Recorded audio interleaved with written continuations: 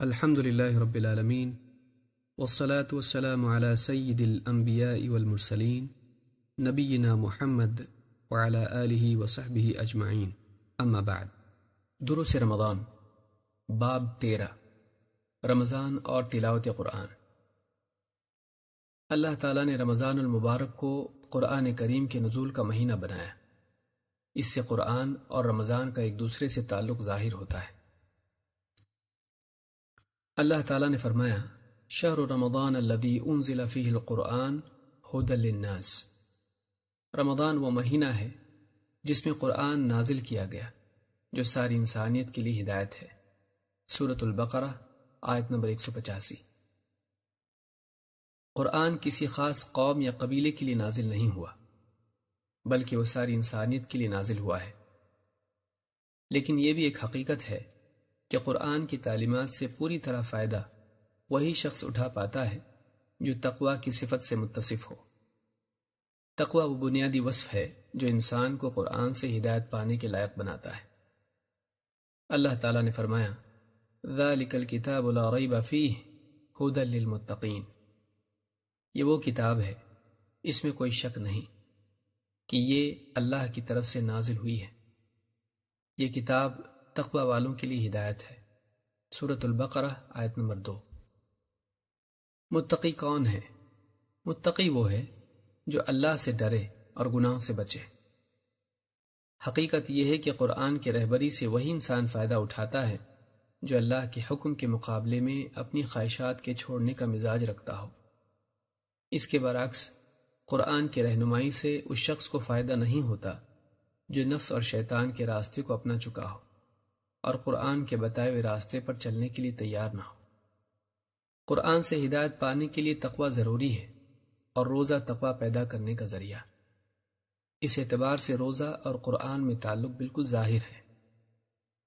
اللہ کے رسول صلی اللہ علیہ وسلم نے فرمایا روزہ اور قرآن قیامت کے دن بندے کے لیے سفارش کریں گے۔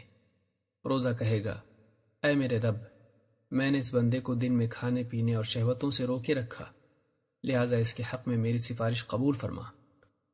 قرآن کہے گا اے میرے رب، میں نے اسے رات میں نیند سے دور رکھا، لہٰذا اس کے حق میں میری سفارش قبول فرما۔ اس پر ان دونوں کی سفارش قبول کر لی جائے گی۔ اس حدیث کو امام احمد، طبرانی، حاکم اور بہقی نے شعب الایمان میں روایت کیا ہے۔ ابن رجب رحمہ اللہ فرماتے ہیں رمضان کے مہینے میں مومن کے لیے اپنے نفس سے 2 جہاد جمع ہو جاتے ہیں، دن میں روزے کا جہاد اور رات میں قیام کا جہاد۔ جو شخص ان دونوں جہادوں کو جمع کر لے، ان کا حق ادا کرے اور ان پر صبر کے ساتھ جمع رہے، اسے اللہ کی طرف سے بھرپور اور بے حساب اجر عطا کیا جائے گا۔ دن میں روزہ دار کھانے پینے اور شہوتوں سے اپنے آپ کو روک کر اپنے نفس کو تقوی کی تربیت دیتا ہے۔ پھر جب رات ہوتی ہے تو قیام اللیل کی لمبی لمبی رکعتوں میں قرآن پڑھتا ہے، سنتا ہے۔ دن کے مجاہدے سے حاصل شدہ تقوی رات کی نماز میں قرآن سے ہدایت اخذ کرنے میں مددگار بن جاتا ہے۔ رمضان المبارک قرآن کریم کی تلاوت کا خصوصی مہینہ ہے۔ خود نبی کریم صلی اللہ علیہ وسلم بھی رمضان میں قرآن کریم کی تلاوت کا خصوصی اہتمام کیا کرتے تھے۔ آپ صلی اللہ علیہ وسلم نے فرمایا جبریل ہر سال میرے ساتھ 1 مرتبہ قرآن کا دور کیا کرتے تھے، لیکن اس سال انہوں نے 2 مرتبہ میرے ساتھ قرآن کا دور کیا ہے۔ میں سمجھتا ہوں کہ اب میری وفات کا وقت آ گیا ہے۔ اس حدیث کو امام البخاری اور مسلم نے روایت کیا ہے۔ ابن عباس رضی اللہ تعالیٰ عنہ کی روایت میں ہے کہ جبریل نبی کریم صلی اللہ علیہ وسلم سے رمضان کی راتوں میں ملاقات کیا کرتے، یہاں تک کہ رمضان ختم ہو جاتا۔ نبی کریم صلی اللہ علیہ وسلم جبریل کے سامنے قرآن پڑھتے۔ اس حدیث کو امام البخاری اور مسلم نے روایت کیا ہے۔ ان دونوں روایتوں سے معلوم ہوتا ہے کہ بعض دفعہ نبی صلی اللہ علیہ وسلم پڑھتے اور بعض دفعہ جبریل۔ ابن حجر رحمہ اللہ فرماتے ہیں کہ معاملہ یہ تھا کہ دونوں میں جب ایک پڑھتا تو دوسرا سنتا۔ ابن رجب رحمہ اللہ فرماتے ہیں اس حدیث میں اس بات کی دلیل ہے کہ رمضان میں قرآن کریم کی مدارست اور اس کے لیے جمع ہونا اور اپنے سے بہتر حافظ پر اپنا یاد کیا ہوا قرآن پیش کرنا تاکہ مراجعت ہو جائے مستحب ہے۔ اس حدیث میں اس بات کی بھی دلیل ہے کہ رمضان کے مہینے میں قرآن کریم کی خوب تلاوت کرنی چاہیے۔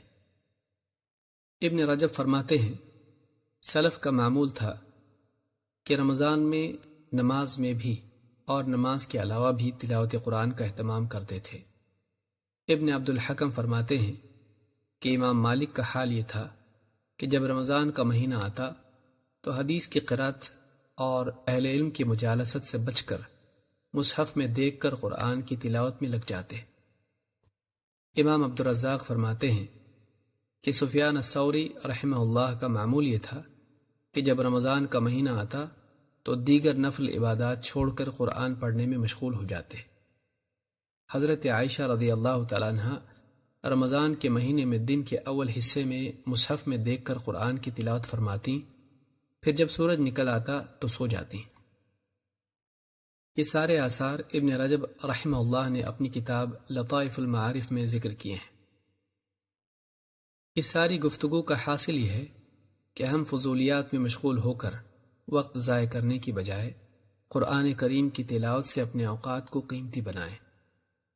اللہ کے کلام کی تلاوت اور اس میں تدبر کے ذریعے اپنے ایمان کو تازہ کریں اور تلاوت کا اجر و ثواب بھی حاصل کریں۔ اللہ کے رسول صلی اللہ علیہ وسلم نے فرمایا، جو شخص اللہ کی کتاب میں سے ایک حرف پڑھے اسے اس کے بدلے 1 نیکی ملے گی اور ہر نیکی کے بدلے 10 گنا نیکیاں ہیں۔ میں یہ نہیں کہتا کہ الف لام میم ایک حرف ہے، بلکہ الف ایک حرف ہے، لام ایک حرف ہے اور میم ایک حرف ہے۔ اس حدیث کو امام الترمذی اور حاکم نے روایت کیا ہے۔